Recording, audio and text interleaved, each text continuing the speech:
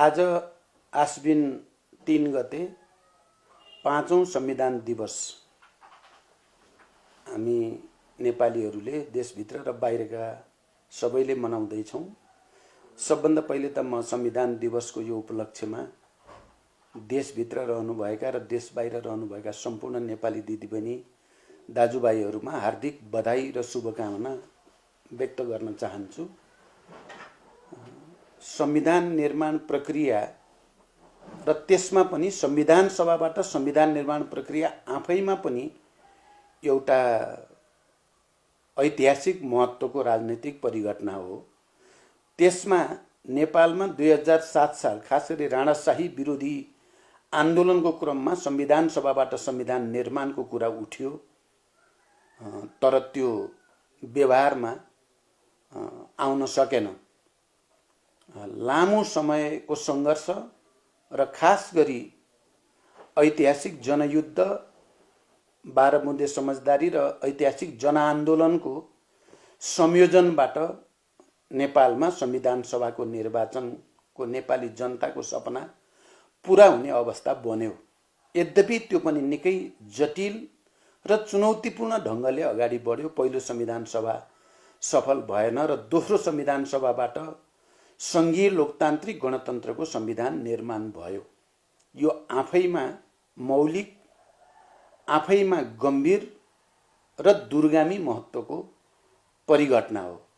आज हामी सङ्घीय लोकतान्त्रिक गणतन्त्रको संविधानमा लिपिबद्ध भएका विचार, भावना र मान्यताहरूलाई व्यवहारमा उतार्ने प्रक्रियामा छौँ।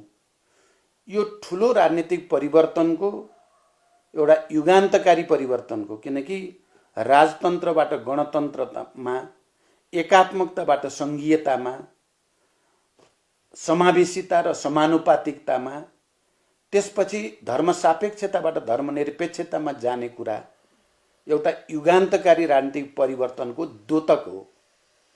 र यो प्रक्रियाको अपेक्षा के हो त भने नेपाल राष्ट्रको अझ बृहत्तर एकता, यसको राष्ट्रिय स्वाधीनता र आत्मसम्मानको वृद्धि, सुदृढीकरण र नेपाली जनताको समृद्धिको आकांक्षा। नेपाली जनता सबै खाले शोषण, उत्पीडन, विभेद, अन्याय, अत्याचारबाट मुक्त एउटा नयाँ समाज निर्माणतिर जाने यसको अपेक्षा हो। 5 वर्षको हाम्रो अनुभव, यद्यपि यो 5 वर्ष इतिहासको मूल्याङ्कनको दृष्टिकोणले लामो अवधि होइन, तर फेरि पनि यसले के सङ्केत गर्छ भन्ने कुरा महत्त्वपूर्ण पक्कै पनि हो। यो 5 वर्षमा संविधान घोषणा भयो अनि निर्वाचनको एउटा ऐतिहासिक प्रक्रियाको कुरा थियो, किनकि संविधान घोषणा भएपछि पनि निर्वाचन सम्पन्न हुने हो कि होइन भन्ने प्रश्न थियो। किनकि संविधान घोषणापछि देशका केही भागमा, मुख्यतः तराई मधेसमा आन्दोलनको र असन्तुष्टिको स्थिति थियो। त्यसलाई पनि सामेल गरेर निर्वाचनतिर जाने र सङ्घीय लोकतान्त्रिक गणतन्त्रलाई संस्थागत गर्ने चुनौती हाम्रो अगाडि थियो। हामीले त्यसलाई पार गऱ्यौँ। मलाई खुसी र गर्व पनि छ कि संविधान सभाको निर्वाचनमा देशलाई लैजानको निम्ति मेरै नेतृत्वमा सञ्चालित जनयुद्ध अनि त्यसपछि 7 राजनीतिक दल र तत्कालीन नेकपा माओवादीले गरेको 12 बुँदे समझदारी र ऐतिहासिक जनआन्दोलन हुँदै देश अन्ततः संविधान सभामा गयो। देश अन्ततः सङ्घीय लोकतान्त्रिक गणतन्त्रको घोषणा गर्ने ठाउँमा आइपुग्यो। यो कम गौरवको कुरा होइन आम नेपालीको लागि, र त्यसको निम्ति अनवरत सङ्घर्ष गर्ने र त्यसको नेतृत्व गर्ने पात्रको हैसियतले मलाई एउटा गर्वको अनुभूति पनि हुन्छ। अझ त्यो संविधान कार्यान्वयन गर्ने, मुख्यतः निर्वाचन प्रक्रियामा देशलाई लैजाने र राष्ट्रिय एकतालाई सुदृढ गर्ने कुरामा पनि मैले देशको र जनताको सेवा गर्ने मौका पाएँ र निर्वाचन प्रक्रियाको सुरुवात भयो। स्थानीय तहको निर्वाचन हुँदै प्रदेश र सङ्घसम्मको निर्वाचन भयो र एउटा फड्को हामीले हान्यौँ। त्यसपछि नेपाली जनताले चाहेको राजनैतिक स्थायित्व र आर्थिक विकास, समृद्धि, सामाजिक न्याय सबै उत्पीडित वर्ग, जाति, क्षेत्र, लिङ्ग, समुदायले समानताको अनुभूति गर्ने प्रक्रियाको आवश्यकता थियो र पक्कै पनि हामीले गठबन्धन वाम गठबन्धन गरेर निर्वाचनमा जाने र कम्युनिस्टका दुई ठुला घटकहरूको एकता गरेर देशमा कम्युनिस्ट पार्टीको नेतृत्वमा बहुमतको सरकार बनाउने प्रक्रियाको नेतृत्व गर्ने अवसर पनि मलाई जुर्यो। यो पनि आफैमा ऐतिहासिक महत्त्वको कुरा हो र नभन्दै नेपाली जनताले त्यो गठबन्धनलाई र पार्टीको यो एकतालाई सहस्र स्वीकार गर्यो, भरोसा गर्यो। हामीले अघि सारेको घोषणापत्र र त्यहाँ व्यक्त विचार भावनाहरूलाई नेपाली जनताले विश्वास गर्यो र झन्डै 2/3 बहुमतको दिएर हामीलाई राजनीतिक स्थायित्व र समृद्धिको नेतृत्व गर्ने अवसर प्रदान गर्यो। म नेपाली जनताको यो विवेकप्रति नतमस्तक हुन चाहन्छु र जनताप्रति हार्दिक बधाई र शुभकामना फेरि पनि व्यक्त गर्न चाहन्छु।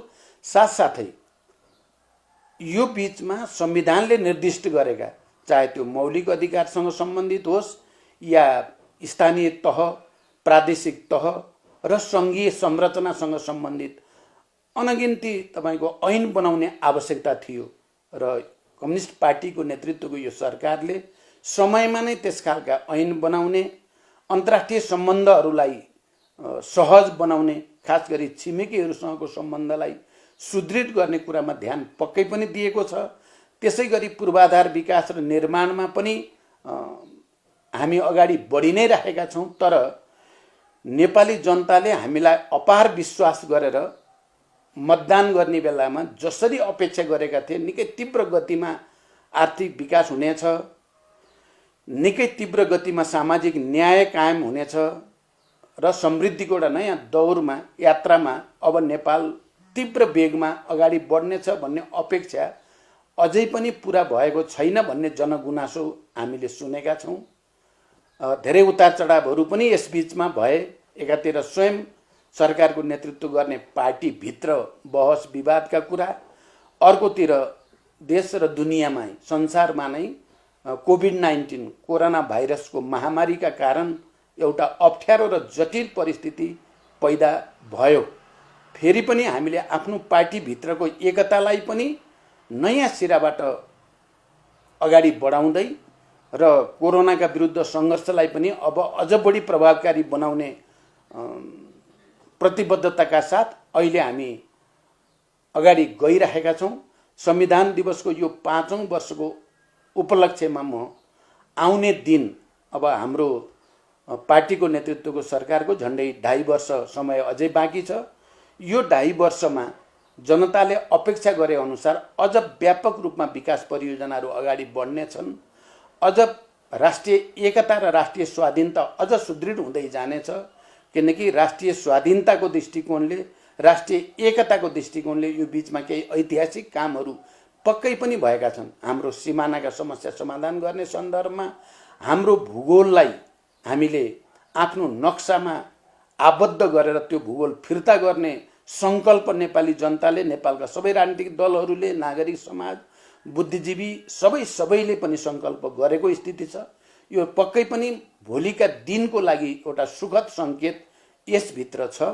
त्यसकारण संविधान दिवसको यो ऐतिहासिक अवसरले हामी सबै नेपालीमा एकताको, शान्ति र समृद्धिको एउटा नयाँ सङ्कल्प लिने दिनका रूपमा यो अगाडि बढ्नेछ भन्ने म विश्वास व्यक्त गर्न चाहन्छु। त्यसै गरी राष्ट्रिय एकता, राष्ट्रिय स्वाधीनता, राष्ट्रिय आत्मसम्मानको अभिवृद्धि गर्न पनि संविधान दिवसको यो अवसरले हामी सबैलाई मद्दत गर्नेछ भन्ने विश्वास पनि म व्यक्त गर्न चाहन्छु।